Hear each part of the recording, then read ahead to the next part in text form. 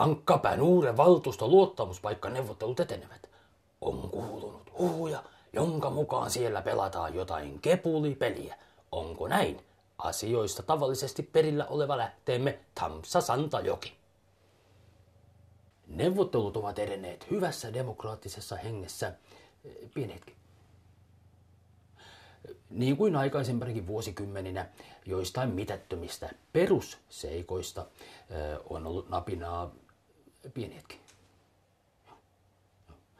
Mutta niin tehdään, kun on aina tehty ja tullaan tekemään. Mitä? Joo. Kiitos.